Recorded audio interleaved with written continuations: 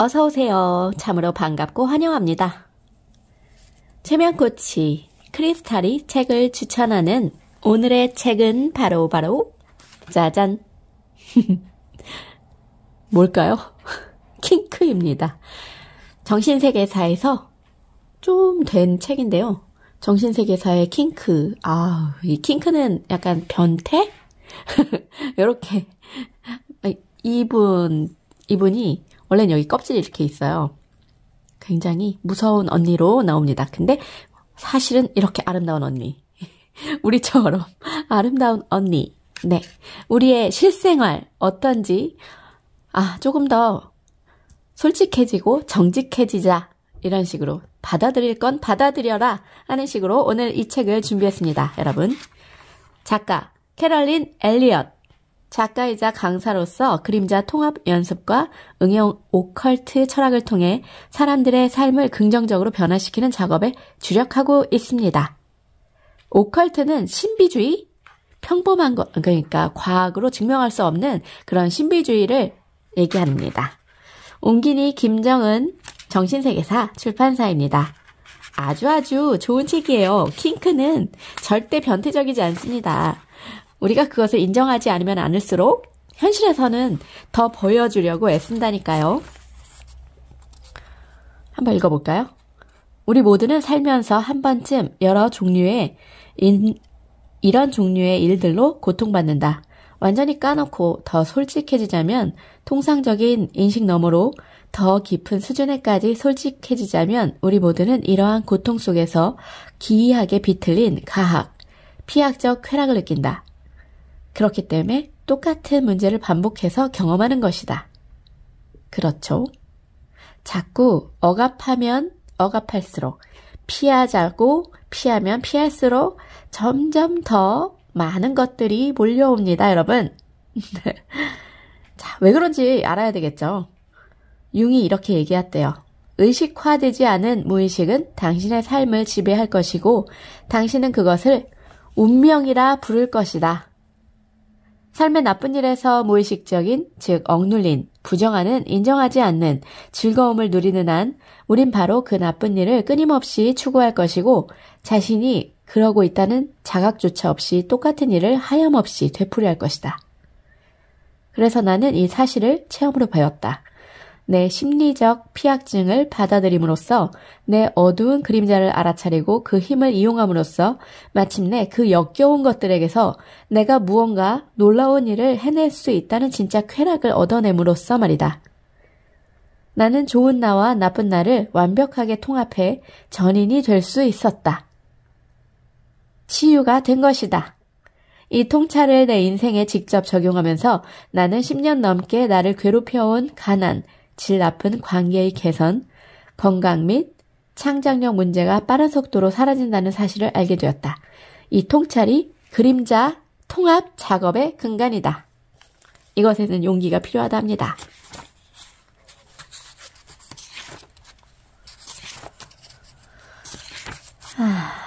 자, 이 깨달음의 아하 모먼트가 있는데요. 자, 우리 이 신화 아마 알고 있을 거예요. 선생님들도. 페르세폰의 강간의 진짜 이야기. 그럼 페르세폰의 이야기를 알아야 되겠죠. 수세기에 걸쳐 내려온 가장 유명한 버전의 그리스 신화에 따르면 페르세폰에는 플루토에 납치당한 뒤 지하세계의 왕비가 되어 여전히 슬프고 꺼림직하다. 그녀가 그 망할 놈의 석류 씨앗을 먹었기 때문에 올림포스의 밝은 들판에서 어머니 데메테로와 보낼 수 있는 시간은 고작 1년. 6개월에 지나지 않았는데 나머지 시간은 지하세계에 갇혀서 유령들에 둘러싸인 상태로 자신을 고통에 빠뜨린 간악한 자의 아내로 살아야 한다. 이 버전의 신화는 마법의 관점에서 볼 때 딱히 인상적인 면이 없어 보인다. 그래서 나는 페르세폰의 강간의 진짜 이야기,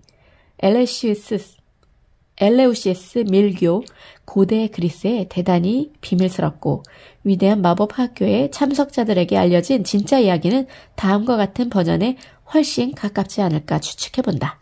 납치, 강간, 통제 등 고난을 겪은 페르세폰에는 어느 날 밤 자신이 비참한 운명을 깊게 숙고하며 지하세계의 음식, 석류의 씨앗을 먹는다.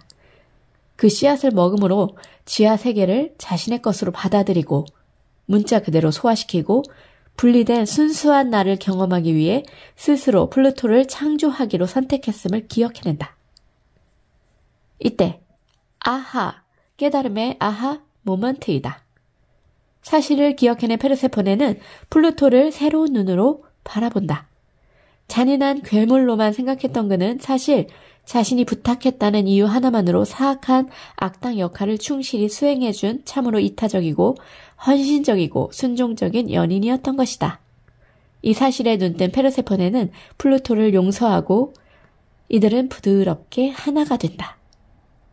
네, 좋은 접근이네요. 좋습니다. 이렇게 나의 내가 아니 그 사람 나쁜 사람이야. 그 사람을 용서 못하겠어. 저주할 거야. 이게 아니고요. 내가 그것을 적절히 이렇게 맞춰놓은 자아이니 그것을 용서하고 하나로 통합한다. 이런 뜻이겠죠? 우리의 목표는 전인이 되는 것이다. 전인이 된다는 말은 우리의 어둡고 변태적인 면을 인정한다는 뜻이다. 그것을 수용하고 용서하고 온전히 책임지는 것을 넘어 그것을 사랑하고 그것의 별스러움을 즐기고 마침내 우리의 존재 전체로 통합한다는 뜻이다. 이것이야말로 진정한 힘의 근원이며 변성의 마법이다. 멋있죠? 용기가 필요해요. 정말. 내가 이렇게 해봐야 되겠다 하는 마음이 필요해요. 그것에는 첫 번째 용기랍니다.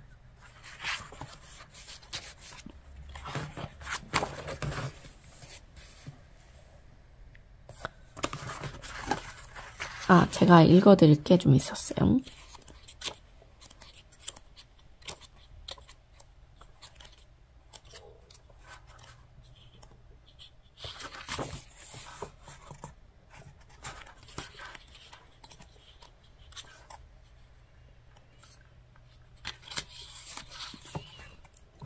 오래된 관계 패턴을 해소하다.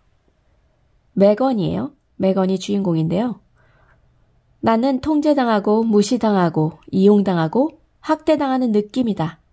감정적으로 휘둘리고 너무 쉬운 사람 취급당하고 존중받지 못하고 외면당하고 하찮은 취급을 받고 혹사당한다. 그런데 빌어먹게도 이게 너무 흥분된다. 더 이상 내가 이걸 즐기지 않는다고 아닌 척하지 않겠다. 많은 사람들처럼 나에게도 이 불쾌한 관계 문제가 있었다. 내가 진지하게 임한 모든 애정관계는 상당히 극단적이었다. 겉으로는 공통점이 하나도 없는 사람들이었지만 그들은 하나같이 내게 언제나 똑같은 느낌을 안겨주었다. 바로 통제당한다는 느낌이자 무력감이었다. 솔직히 말해 내 인생이 없어진 것 같은 느낌이었다. 그리고 실제로 관계를 끝내기 전까진 내 인생이랄 게 없었다. 난 애인과 그야말로 끝도 없이 싸웠고 억눌린다는 느낌이 한계에 이르면 분노를 폭발하는 내 양상은 주기적으로 이어졌다. 상황은 전혀 달라지는 기색이 없었다. 심지어 사람이 바뀌어도 마찬가지였다. 오히려 다음번 선수가 등장하면 전보다 더 악화될 뿐이었다. 내 파트너는 대부분 직장이 없는 창조적이고 자유로운 영혼들이었다. 혹은 나랑 사귀고 있을 때만 공교롭게 직장이 없었다. 한 명은 내가 직접 고용을 하기도 했는데 얼마 지나지 않아 해고할 수밖에 없었고 그 뒤로 오래도록 질긴 협박을 받았다. 사업 자금을 내가 모두 대고 동업을 한 사람도 있었다. 하지만 사업이 기울며 그 사람과 인연을 끊기 위해 한참 애를 먹기도 했다. 이런 일은 정말 계속됐다. 나는 언제나 내가 선택을 제대로 못해서 이런 일을 당했다고 생각했다. 이런 사고 과정은 충분히 익숙하지 않나? 난 정말 그렇다고 믿었다. 물론 나도 우주가 자신의 신실한 자녀들을 데리고 한다는 미러링 놀이에 대해 들어보긴 했다. 두 사람이 서로에게 끌리는 건 결국 둘 사이에 공명하는 부분이 있기 때문이라는 이야기 말이다. 하지만 이 말이 사실 제대로 이해된 적이 없었다. 난 그저 선을 잘 긋는 법을 배우고 전반적으로 더 강하고 현명한 사람이 되고 이게 중요하다. 다음번에는 다른 선택을 하도록 노력하라는 말인 줄 알았다. 다른? 이라는 말은 완곡어법이고 더 나은 이라는 말이 내 의도에 가깝다. 게다가 나는 이 말을 무시하기도 했다. 진심으로 믿었다.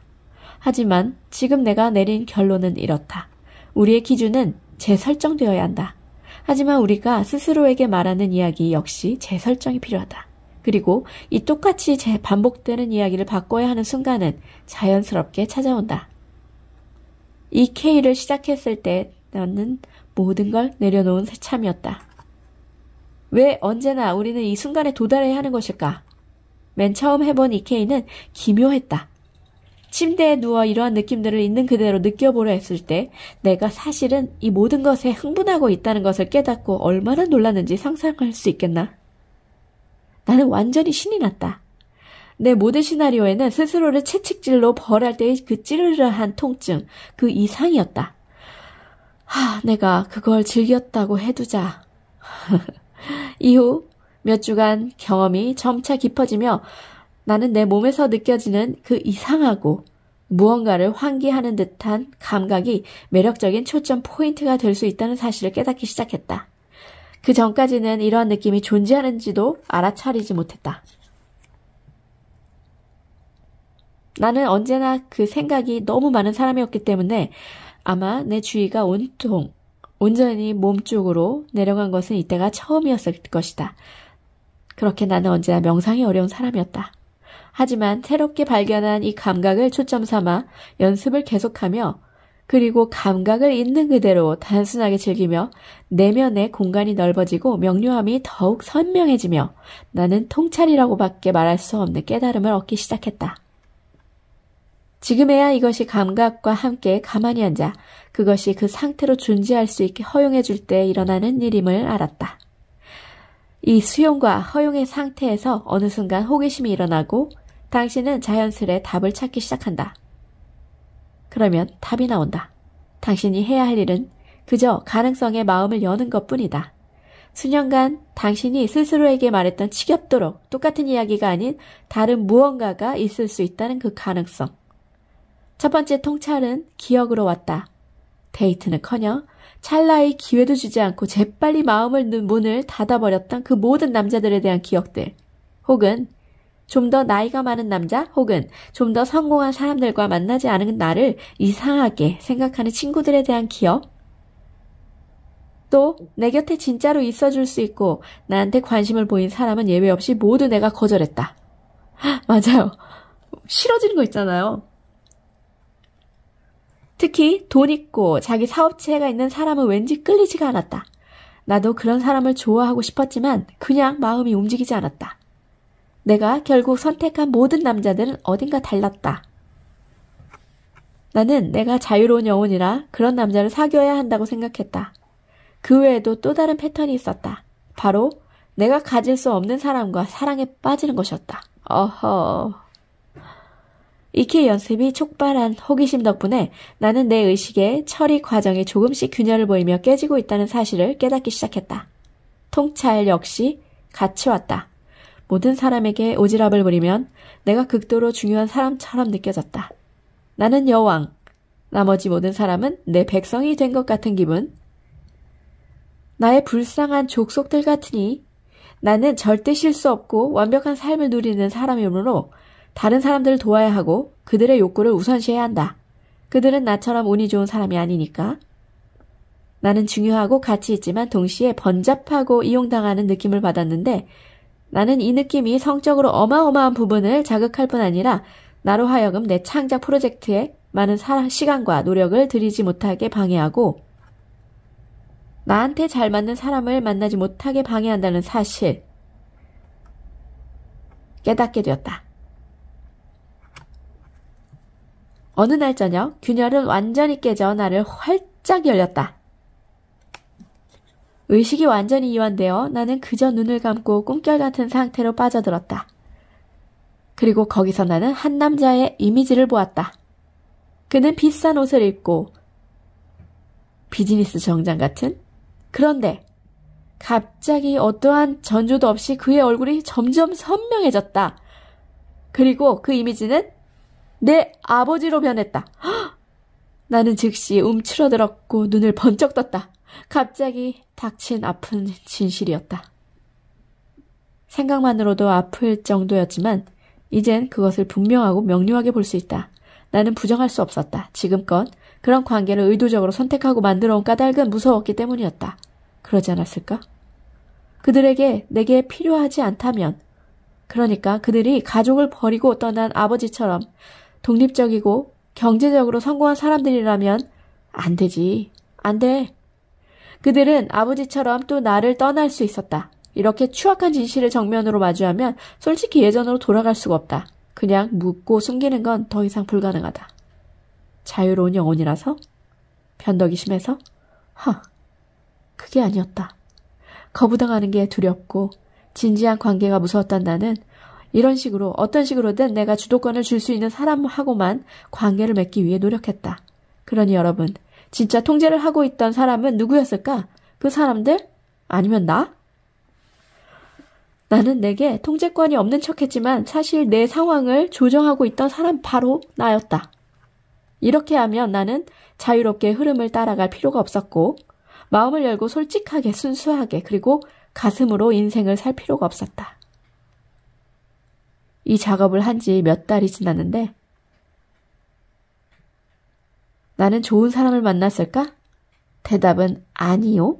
아직 만나지 못했다. 하지만 나는 완전히 다른 사람이 되어 있었다. 자신감이 생겼고 흥분되고 즐겁고 현실감이 더욱 강해지고 감사하고 자비심과 자기 자비가 넘친다.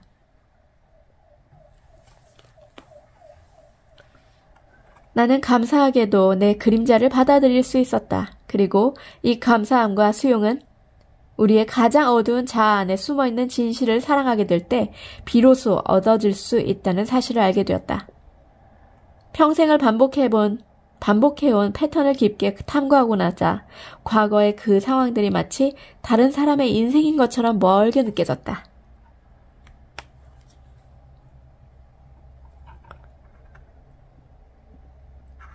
여러분들 어떠세요? 통찰이 일어나는 것 같아요, 정말. 내 몸에서 이 느낌을 집중해서 느껴보세요. 내 몸을 치유하고 내 마음을 치유하고 현실이 바뀐답니다. 내 그림자를 받아들일 준비가 되셨나요? 여러분들, 내 현실에서 일어나는 내가 싫어하는 것들을 마주할 용기가 있나요, 여러분은? 어떠신가요? 한번 질문해보고 싶네요. 오늘 킹크였습니다. 여러분들의 무의식, 바로 여러분들의 그림자를 마주할 용기가 있을 때 여러분들은 바로 그때부터 앞을 달려갈 수 있습니다. 자, 이렇게 두드리면서 나는 비록 과거의 그림자로 인해서 너무 힘든 삶을 살았지만 나는 나를 사랑하고 있는 그대로 받아들인다. 허용한다. 계속 두드려주세요. 이렇게 튕겨도 돼요. 비록 나는 내 그림자를 마주할 용기가 없었지만 오늘부터, 지금 이 순간부터 나는 내 그림자를 있는 그대로 받아들이고 깊이 깊이 사랑한다. 어떠세요? 여러분들 사랑합니다. I love you.